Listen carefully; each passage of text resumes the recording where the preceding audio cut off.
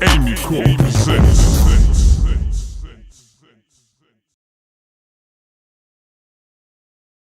So what's coming up for you guys?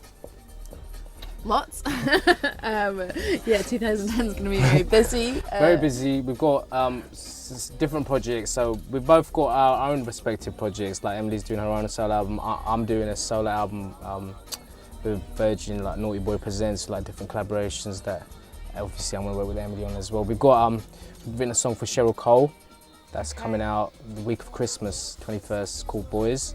And we've got this Wiley track featuring Emeli, produced by myself, coming out in February, and then just various other things. So busy. Yeah, very busy. So you've worked with Bashi. Yes. How was it? Bashi is like my first thing that I Produced on Black Boys, which was a massive tune. Actually not just produced, but an artist that I actually believed in, like the first proper artist where I thought, actually, you know, I still don't think he gets his full credit for what he does. He's an amazing guy. But he's definitely like that first thing that made me think, shit, you can actually go from taking something that's hovering underground and just help it take it to where it needs to be, really. And but he's getting noticed now. Definitely, for what he's much doing. more. I mean, and, even though he's been, you know, on the grind for a long time. Definitely, so, and he's like one song away from that success, I believe. So. And it's coming soon. Definitely. So working with Chipmunk. Yeah, that was interesting because we pretty much done the hook and the beat and everything, and then he went away and done his thing. But the only reason he kind of had it was also because I saw him on the Westwood show, and he was wearing a diamond ring, and we didn't really write the thing for Chipmunk. It was just an idea that Emeli had. Yeah. We hadn't meet until it was all done. Yeah, finished. It was just done. It was just we didn't know if it was going to be a hook or a song even. So you've seen him wearing a diamond ring? Yeah, I saw him wearing a diamond ring on the Westwood show, and then he asked me to come to his video shoot for Chip Diddy Chip, because you know there's the scene in the school classroom, and we were all like different artists and people were dressed up school kids. And then I said to him, got a tune for you, diamond rings, because I just clicked because we had that hook already, and I thought he's got a diamond ring that's actually real. So, you know, maybe it was real. Of course it was. Yeah, no, you could tell.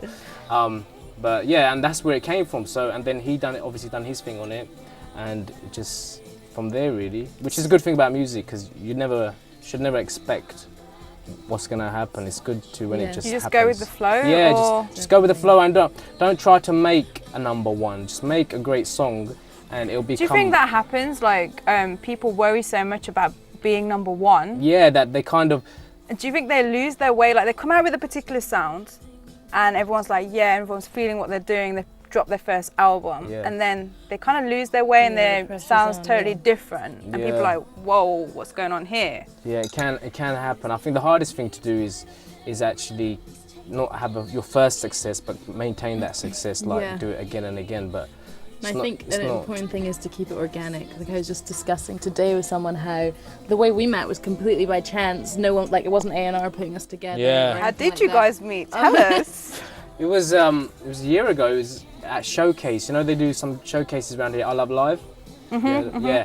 And Emeli did like an opening set. She performed on the piano, and it was like the most amazing thing I'd ever seen. But I couldn't believe, like, when she finished, like there were people there, but people like, they clapped and everything. But no one was really like jumping for joy, and I was like really excited. And obviously you must have known that because I came up to her straight afterwards, and just said that was. Was he really excited? Yeah, maybe I didn't show it. He was being cool. Yeah. And Natty was there, so we all just we ended up in like Shah's car, like just listening to music. Yeah, it was and then wicked. we said we'd work, but Emeli had to go to Spain, and then it just kind of was left for a little while, and then we just worked and we started making music. Like this January we started properly. Like Emeli's like the first songwriter that I actually worked with. Like actually. Do you guys ever have differences of opinion? Oh yeah. Yeah. Oh yeah. But I think that's the beauty, like if you bang heads for long enough, right? Yeah, we definitely worked through it, and I think Emeli kind of understands, like, whereas other writers wouldn't necessarily get me straight away, because I can be a bit kind of, it's hard to take me, like, because I can be quite sarcastic sometimes, so people don't know if I'm being serious and that all the time, but Emeli understands me. Yeah, I think I understand that part. Yeah. I'm sure you do, Amy. I'm sure you do. Look, we've had a good banter on the phone, we're having good banter here. Can we just keep it banterful? and yeah, same with me. I'm sure Emeli thinks it's not like she has to be this kind of, if she's pissed off or anything, she can be pissed off. Yeah. Yeah, well, she don't have to tell me, she can just show it to me that she's pissed off. Yeah. Oh, she just seems really nice. I don't think she'd get pissed off. No, sometimes it gets heated, yeah. Oh, okay. Producer talking there. Plates and cups. So where does your name come from, Naughty Boy? Naughty Boy. You know, it came from just always saying, I went through a phase of saying everything was naughty because my brother, Omar, he always used to say naughty, and you know, he used that word, and I started using it. Something's naughty, like if it's good, it's naughty, and just from there, I just thought. So how long have you had that name? Oh, about 3 years. Okay, so before you actually started doing the music thing, because you've been doing that for about 2 years or 3 years? I've been doing it properly since the end of 2006. That's when I actually got funded from the Prince's Trust, and they bought a bit of equipment and really just got into it. So wow, you actually put the whole like business plan together, and you kind of put it told all them. together. So tell the guys about that, because there's so many of them that want to do it. I just kind of decided, look, like I've grown up loving music. I kind of know how to make music, but I've never really tried to make it. So when I was serious about it, I thought if I go to the Prince's Trust, I tell them what I can do. I show them some of my music. I had a couple of links in the industry, like just minor links, and it was enough for them to kind of say, okay, this guy's gonna make a business of what he, of his music. So from that, they bought me like a Mac, some software. I gave up my degree. Like I was at uni doing sound engineering. And so you gave up your degree? Yeah, I gave up my degree. I was in the first year, and I just thought actually, because they were teaching me about sound science and like vibrations in the ear, like I'm more creative than that. So I just thought I'll give it up, but I'll only give it up if I dedicate fully to it. Otherwise, I'm not gonna go get a full-time job, and I'm not gonna go and get an arranged marriage. So I'm just gonna stick to that. And it kind of worked. Could you see yourself in a 9 to 5 if you weren't doing music? No, I always never could see myself in a 9 to 5. Like, I used to be doing a 9 to 5, and if I didn't really like it, I'd actually just walk out. Like, don't do this, but something inside me genuinely told me that this is not meant for you. Like, I've worked in call centers, banks, selling those collectible Victorian dolls. See, you didn't expect that, did you? Wow. I didn't know that. Yeah, like I've done. It's not like I've tried different things, but I think the thing with the music is it doesn't ever feel like work.